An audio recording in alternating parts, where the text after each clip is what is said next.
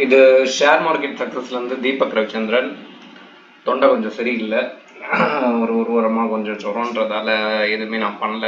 So videos எதுவும் வரல. But இன்னைக்கு இது மெயினாக ஃபோக்கஸ் பண்ணணும். ஏன்னா railway stock, so government sector உங்களுக்கு தெரியும். ஸோ கொஞ்சம் கவர்மெண்ட் கொஞ்சம் ப்ரைவேட் ரெண்டுமே கலந்துருக்கு இந்த செக்டாரில். என்னென்னா ரொம்ப நாள் கழிச்சு இந்த ரயில்வே ஸ்டாக் ஏற ஆரம்பிக்குது. ஸோ இதுக்கு மெயினாக 2 காரணம் இருக்குது. ஃபஸ்ட்டு, ரயில்வே பட்ஜெட் அப்படின்றது வந்து ஜனவரி மேலே வரப்போகுது அப்படின்ற மாதிரி வந்து சொல்கிறாங்க. ஸோ அந்த ரீசன். இன்னொன்று வந்து பார்த்திங்கன்னா ரயில்வேயோட ஃபேரை கொஞ்சம் இன்க்ரீஸ் பண்ணியிருக்காங்க, ஏசி அண்ட் இதெல்லாம் வந்து பார்த்திங்கன்னா. ஸோ டீட்டெயில் நியூஸ் வந்து கூகுளில் இருக்குது, போய் பாருங்கள். ஸோ இந்த ரீசனால் ரயில்வே ஸ்டாக்ஸ் எல்லாமே சக்க போட்டுட்ருக்கு. இதில் மெயினாக வந்து நான் இங்கே சில ஸ்டாக் பிக்ஸ் பண்ணி வச்சுருக்கேன், அதை அப்படியே உங்களுக்கு காட்டுறேன். இது எல்லாமே வந்து ஏறிட்டு இருக்கு, சரிங்களா? So Jupiter and then RVNL, IRFC, RailTel and Icon, ஓகேங்களா? சாரி, இர்கான். இது எல்லாமே ஏறிட்டு இருக்கு.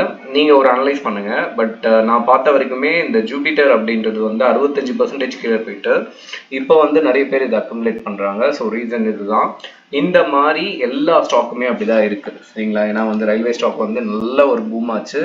எப்போனா வந்து இந்த 2024 அந்த டைமில், ஓகேங்களா? ஸோ அதுக்கப்புறம் பார்த்தீங்கன்னா ரயில்வே ஸ்டாக் எல்லாமே அடிதான். 50% அப்படின்றது சர்க்கிள் ஆயிடுச்சு. இப்போ வந்து பார்த்தீங்கன்னா நல்ல ஒரு பையிங் ஜோனில் இருக்குது, ஓகே? ஸோ எப்பவுமே சொல்கிறது தான், ஏன்னா நான் வந்து செபி ரிஜிஸ்டர் அட்வைசர் கிடையாது. எல்லாமே எதை பேஸ் பண்ணி சொல்லுவேன் அப்படின்னா நியூஸு, இன்வெஸ்டரோட சைக்காலஜி.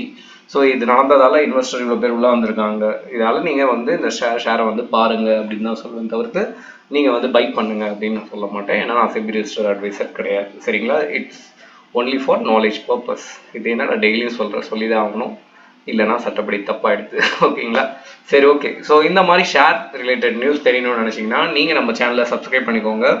வேறு எதனா ஸ்டாக்கை பற்றி நான் ரிவ்யூ பண்ணணும்னு நினச்சிங்கன்னா அதை தயவு செஞ்சு கமெண்ட்டில் போடுங்க, நான் நல்லாவே ரிவ்யூ பண்ணிட்டு சொல்கிறேன். ஏன்னா இதை பற்றி ஃபண்டமெண்டல் அனலைஸ் நான் எதுவுமே பார்க்கல, ஏன்னா டைம் எடுக்கும், ஓகேங்களா? ஸோ நைட்டு நேரம் ஆயிடுச்சு, 10 மணிக்கு இந்த வீடியோவை ரெக்கார்ட் பண்ணிகிட்டு இருக்கேன். ஸோ நீங்கள் என்னென்னா உங்களுக்கு வேணும்னா டூ த ஃபண்டமெண்டல் அனலைஸ், அது ரொம்ப முக்கியம். அதுக்கப்புறம் இதை வந்து பாருங்கள். ஸோ என்ன அப்படின்னா ஃபேர் இன்க்ரீஸ் பண்ணால் ரெவன்யூ இன்க்ரீஸ் ஆகும், ரெவன்யூ இன்க்ரீஸ் ஆச்சுன்னா ஆட்டோமேட்டிக்காக ப்ராஃபிட்டில் ரெஃப்ளெக்ட் ஆகும், ப்ராஃபிட் ரிஃப்ளெக்ட் ஆச்சுன்னா இன்வெஸ்டர் நிறைய பேர் உள்ளே வருவாங்க. ஸோ இந்த சைக்காலஜி பேஸில் எல்லா இன்வெஸ்டர்ஸும் இப்போ வாங்கிட்டு இருக்காங்க. ஸோ அதில் தான் இது ஒரு ரேலி எடுத்துகிட்டு இருக்கு. நீங்களும் கொஞ்சம் செக் பண்ணிட்டு பாருங்கள், ஓகே? நன்றி.